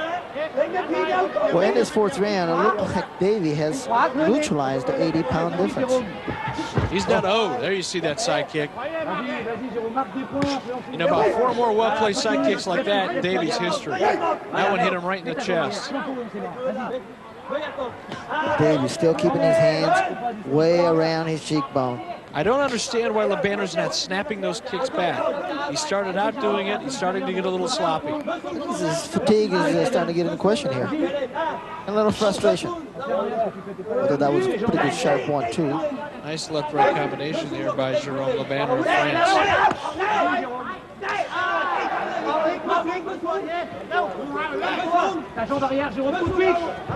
Quick Davy up against the ropes. And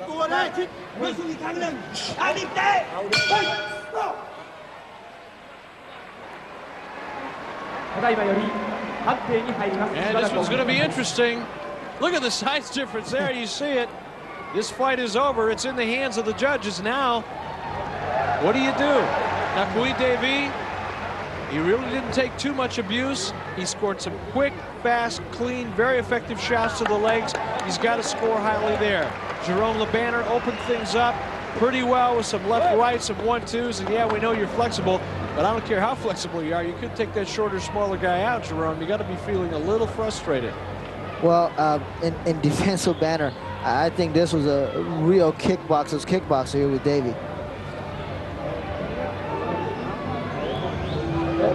It's going to be interesting to see how the judges scored this fight. This one's going to be tougher than people think.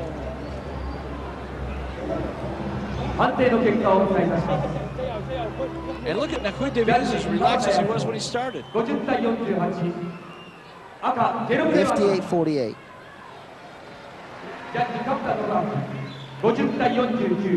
50-49. Winner, the Frenchman, LeBanner. But it was a closer, as you were right. One judge only had it by 1 point. Hats off to the Quick Davy, and I think Jerome LeBanner's thinking to himself, man, I am glad this one is over. Right now he's saying, hey, how the heck did you learn how to take that kind of abuse? Well, he's certainly got all the respect, certainly from me and all the Japan fan appreciates his effort.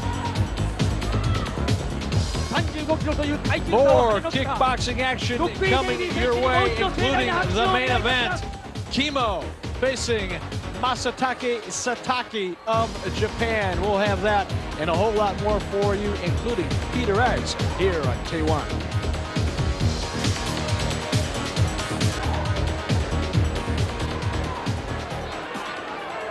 ただいまより K1 グランプリ95第1試合3分5ラウンドを行います。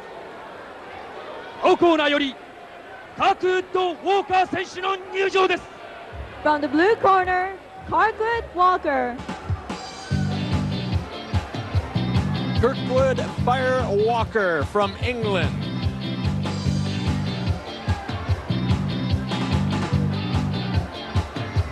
He's got his work cut out for him, however.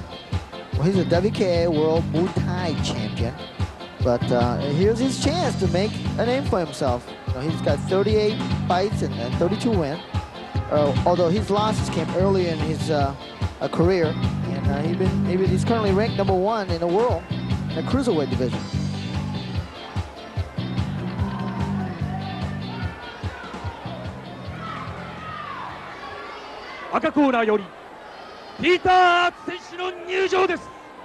From the red corner, Peter Arts. Peter Arts from Holland. Now, you want to talk about an odd duck? Where do you get a look at this? He's got that, as I said earlier, he's got that Elmer Fudd look going here. Yeah, you go call him Elmer Fudd. Oh, no. But he doesn't fight like Elmer Fudd. I certainly don't want to be that the famous rabbit. Yeah, that's about what it would be. Peter Arts, and here's a guy, looks more like a lumberjack than a kickboxer. But as you're about to see here, you get a look at the crowd. 野球80センチ3センチ98キログラム WK 世界ムエタイスーパークルーザー級チャンピオンカークウッド・ウォーカ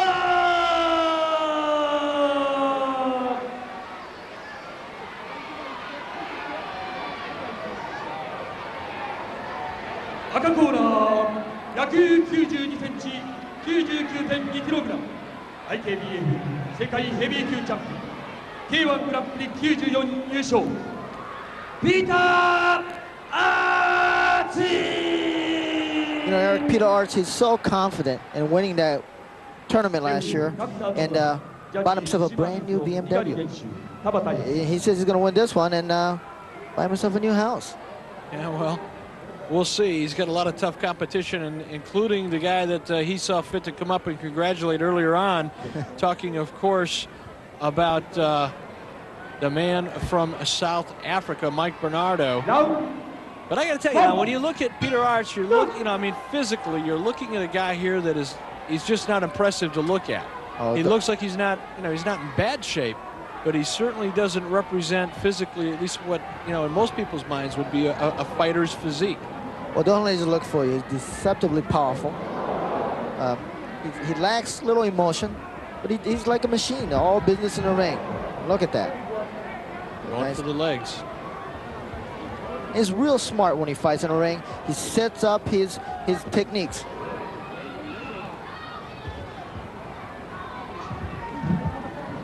Don't get it.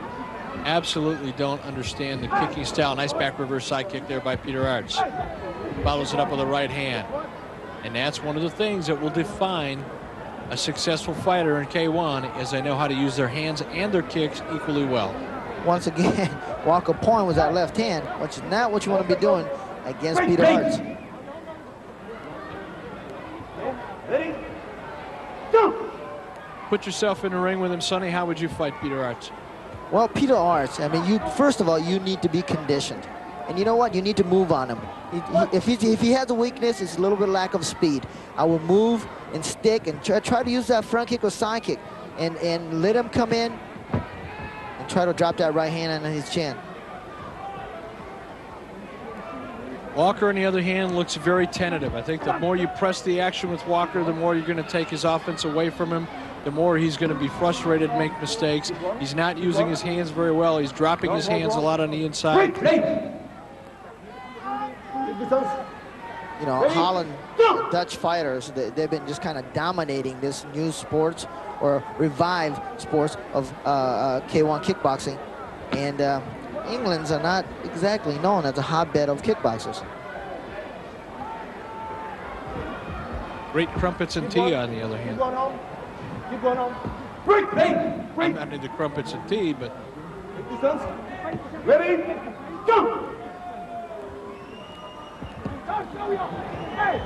Look at that, setting up those knees. You talk about Peter Arts not being intense. He doesn't appear to be intense until he gets in close. Exactly. And he's set everything he's doing, whether it's a jab or a leg kick, he's setting up something. You can see that. You can see that. If you can put yourself in Peter Arts' head, he is setting things up as he goes.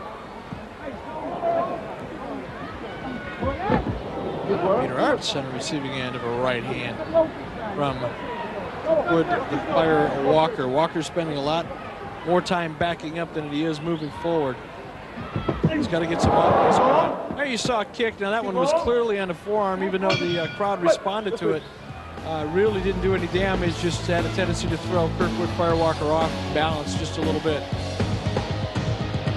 Peter Arts in his corner just thinking everything's going according to his plan, I think.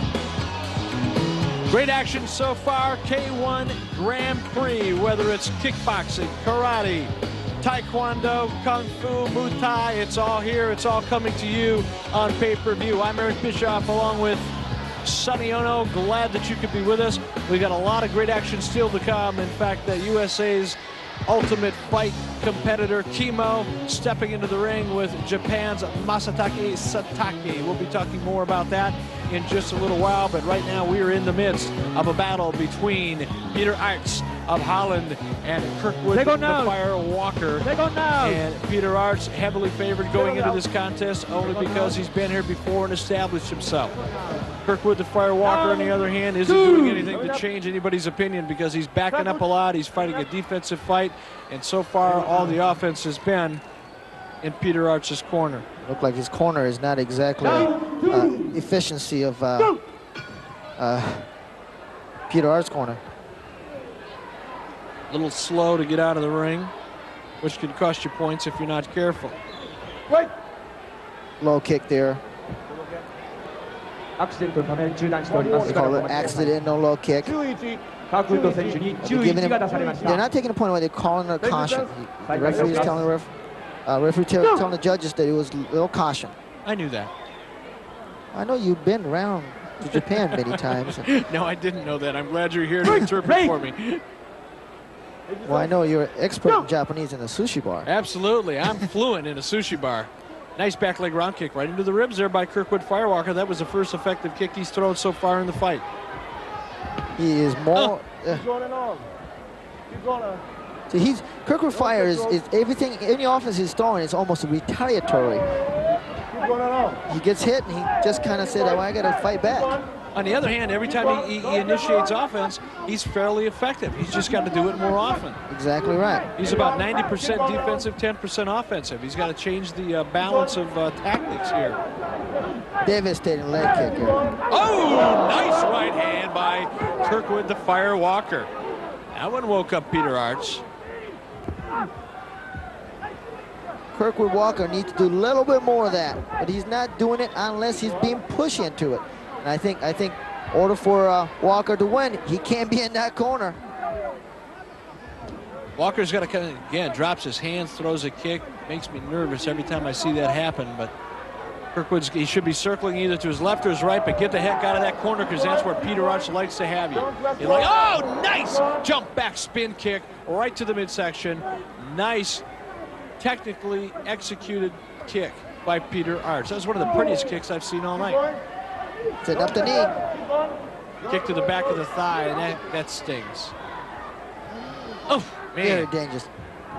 I'll tell you what, it'd be nothing worse than corkscrewing yourself into the ring and have somebody standing there with a right ready to launch on you as soon as you spun around. Exactly right, Eric. Especially when you get hit by a powerful kick or punch, and if you don't see it coming, boy, that's a lights out. Left combination. Reverses the action and takes Arts into the corner, which was a good move on his part. Again, a defensive move, however. He still hasn't generated much offense, and that was a cheap sweep. By cheap sweep, meaning he grabbed the leg and then swept his opponent. Will not score. I think that was a little retaliatory move on Peter Arts from a little low kick and a little stuff. The Firewalker has been getting a little bit more confident. Kick to the front of the thigh that time by Peter Arts. That's the first time I've ever seen a double shot to the body like that. There you see it again. I don't think effectiveness is of those punches very minimal. End of the round. Peter Arts, in my opinion, ahead on points. Kirkwood, the Firewalker, has proven that when he decides to initiate an offense, he can be effective, just as we're seeing here. On the other hand, he's just a little too hesitant to do it. And when Kirkwood fired through that almost a defensive right hand and certainly woke up Peter Arts. Peter Arts, the only thing he really needs to be careful is to not to get overconfident.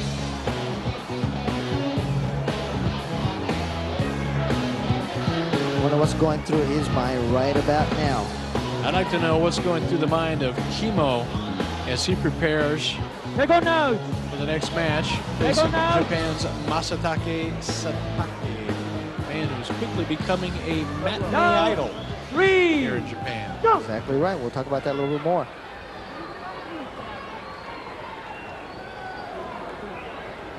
Matinee idol. I haven't heard that expression since, I can't remember when, since I used it, I guess.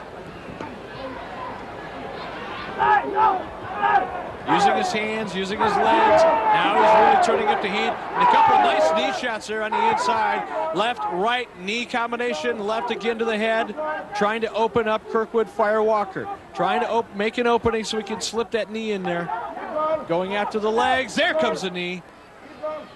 And there's no pads on those knees. It's bone on bone, Eric. Thrust kick to the midsection. Peter Arts doing a good job of opening up Kirkwood Firewalker.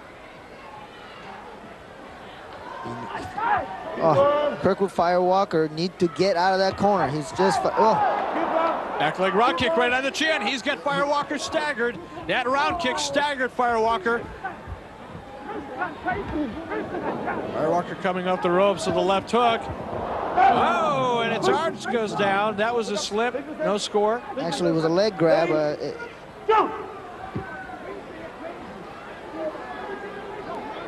I think Arch is getting a little frustrated. Yeah, he is getting frustrated. Kirkwood is really fatigued now. He's getting real sloppy. He is vulnerable for a knockout. Well, his left leg, he can't put his weight on anymore, I don't think. That's why he's getting really off balance. His left knees, thighs has really taken some beating, Eric.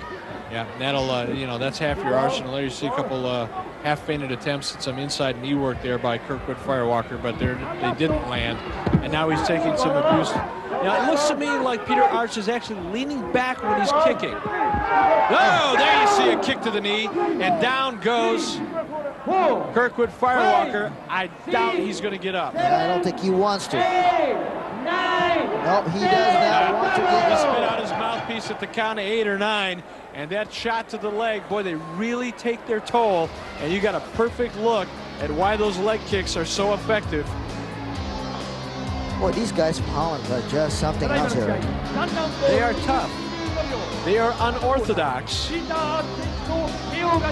And in Peter Arch's case, they are not fashion statements, but very effective.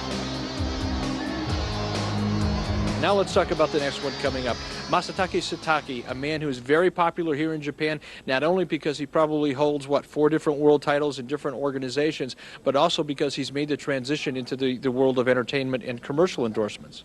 Well, he's the only entrant from Japan, and all the hopes of Japanese winning this K1 King of King event rides on Satake. And also, his movies and his endorsement has come pouring in since his popularity. So we'll see what happens if he done his homework and did his homework and his conditioning. You know, I think that's the thing that we need to point out. If he did his homework, and we're talking about, of course, his physical training, because that's the thing, and we'll talk about that more in just a few moments, that is a little bit suspect here. Chemo, on the other hand, we saw Patrick Smith, Ultimate Fight guy, didn't do so well. Chemo is a guy who pushed Hoist Gracie to the limit. A lot of people here in Japan are looking at Chemo as the guy that could really upset Satake, and unfortunately for Satake, this may have been a bad draw. Well, I think so. They certainly gave him a tough draw, but it is the main event, without a doubt. And what's really interesting, Eric, is what I think is that can Satake withstand the earlier onslaught, the bull-like tactics of Chemo? Well, we're going to find out in just a few minutes. Let's get down to Chemo as he faces Japan's own Masatake Satake.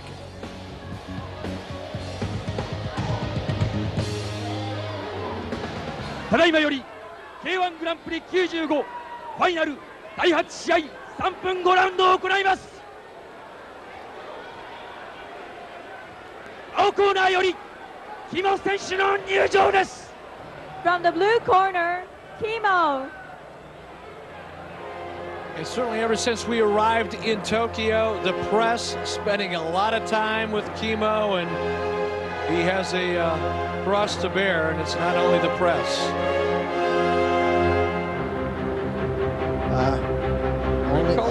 Only other American left in this competition. He comes in being a Taekwondo stylist. I'm not so sure about his Taekwondo ability. I think he's here because of the Ultimate Fight Championship, how he fared against Gracie. Pretty dramatic entrance. Chemo, heck of a reputation. Again, because of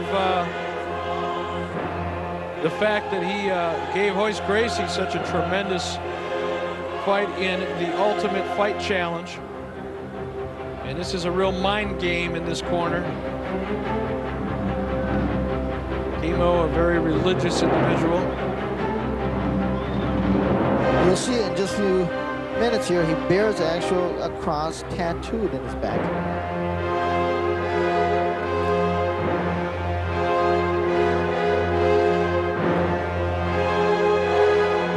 He's an imposing figure to look at, make no mistake about it. Got a wild man for a corner man as well. 歴史を作れ赤コーナーより佐竹正明選手の入場です。 From the red corner, Masaaki Satake. This is the one I know you've been looking forward to, Sonny.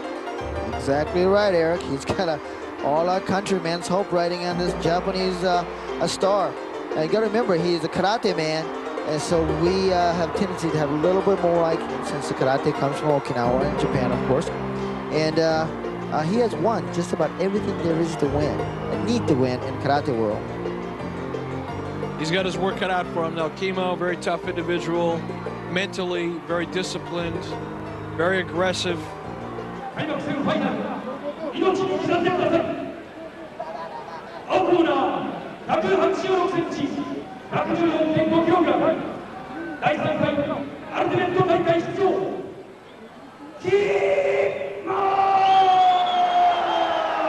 Listen to that crowd. Kimo, very well known here in Japan. The press has spent a lot of time talking about him. Ultimate Fight Challenge, Hoist 赤コ Gracie. ーナー、185センチ、94キログラム、ISK、UKF 世界ヘビー級、KICK、WKA ムエタイルール世界一スーパーヘビー級チャンピオン、聖堂会館、佐竹正明。 Masatake Satake, Seilo Kaikan, representative, of course, Master Ishii, the man, the promoter, the individual responsible for putting this tremendous event together and almost single-handedly responsible for making K1 such a success in Japan. A very interesting individual, a very intelligent individual, and a man who is dedicated to the growth of martial arts, not only here in Japan, but around the world, and a pleasure to have the opportunity to work with Ishii Kanjo or Mr. Ishii. I'm surprised and pleased that the Satake wearing the karate uniform top. And Kimo, he may not be pretty, but he is aggressive, and he is wasting no time pressing the action here. He is going after Masatake Satake, and he wants to end this one quick.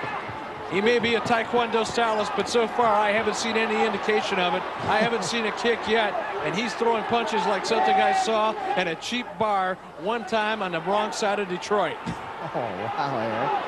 Those are not pretty punches, but they do hurt when they land. He's a brawler. He's a street fighter.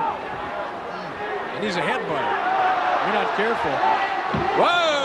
Satake hits the deck hard. I'm not sure what took him there. That was a throw or a slip, or... Well, I'm not exactly sure either, Eric. I think he was trying to attempt a kick. Satake really getting hammered here by Kimo. Kimo think he's in the wrong tournament here. I don't think Kimo cares. He just wants to fight. Satake's thinking, oh my gosh, did anybody hand this guy a rule book what he got here? Masaki need to keep his composure, and I hope that he's in shape so that he can take Kimo into later rounds. Satake with a nice right hook to the side of the head seemed to me to have staggered or slowed Kimo down just a little bit, but Kimo's sucking air here. He's a little tired. Jab. Now notice how when Kimo throws a jab, he looks away. That'll get you knocked out in a hurry. Watch him closely. He throws a jab and then turns his head at the same time. Not a good practice. And Kimo took advantage of it. See that? Kimo has a tendency to look to his right, especially when you get in close. Makes you very vulnerable. I think this is a foreign territory for Kimo. In more ways than one.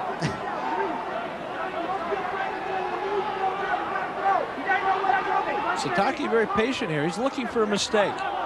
Back leg round kick. Looks to me like he's going to work the body, and he takes Kimo out. He is taking Kimo out.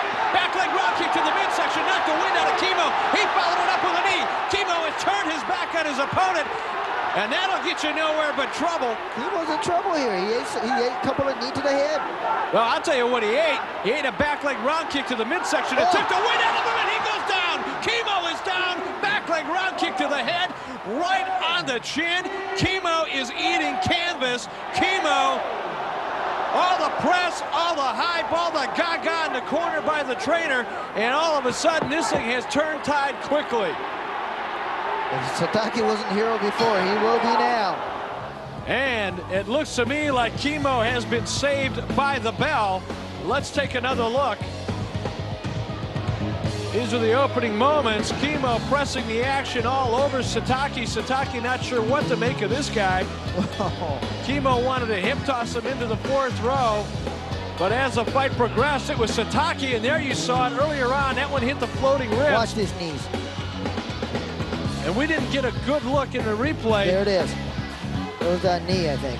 Boom! I love it. Arch of the foot, top of the foot, right to the jaw. And Kimo goes down. Now, we're doing some real soul searching here in the corner. I'm sure Kimo thinking to himself, maybe I got to pace myself a little bit. Maybe I've got to figure out a way not to leave my midsection open, because that is clearly the target of Masatake Satake.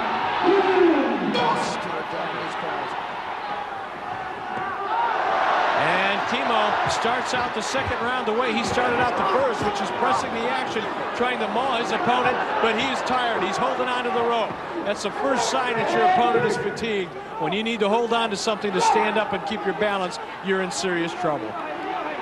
I agree with you, Eric. And also, Kimo doesn't seem to have much of a technique. Satake delivered a nice crisp right hand to the point of the chin. Staggered Kimo, but he doesn't follow it up. Masatake Satake has got to follow those shots up, because as strong as Kimo is, as powerful as those punches are, Kimo can take Satake out. Satake beginning to telegraph his kicks there just a little bit. You need to be jabbing. You need to be using that front hand. Ooh. Right hand. Kimo down again. Kimo going down awful easy. That right hand was not that hard a shot.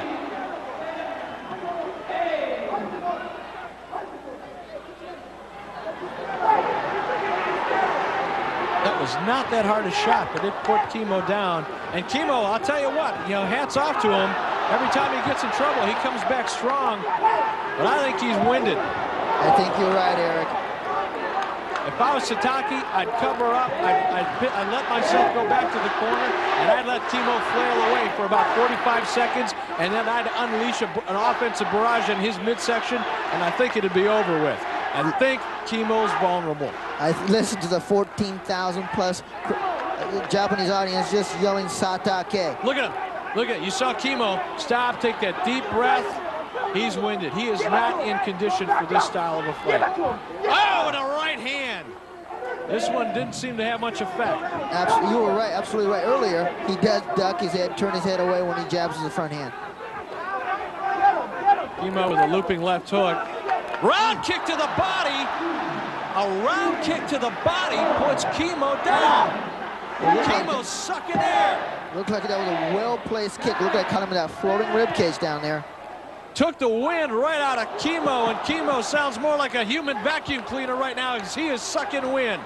He is fatigued. He's had the wind knocked out of him. He's out of it. Oh.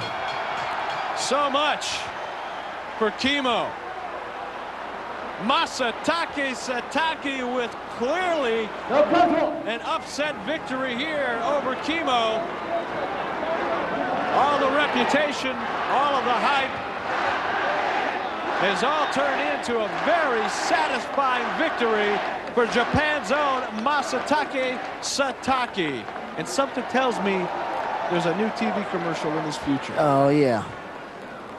You've been getting all kind of endorsement and his success overcoming Kimo. I think Masaki going to get a whole bunch of more stuff. Well, I'll tell you what, though, what a heck of a way, almost embarrassing way to get taken out with what I have to, in my opinion, a pretty light shot to the body. This was going on earlier in the fight, and here's the kick. I think the one that took him out. Boom, right there. That's it. Taken out with a back leg round kick to the midsection. Masatake Satake, your winner.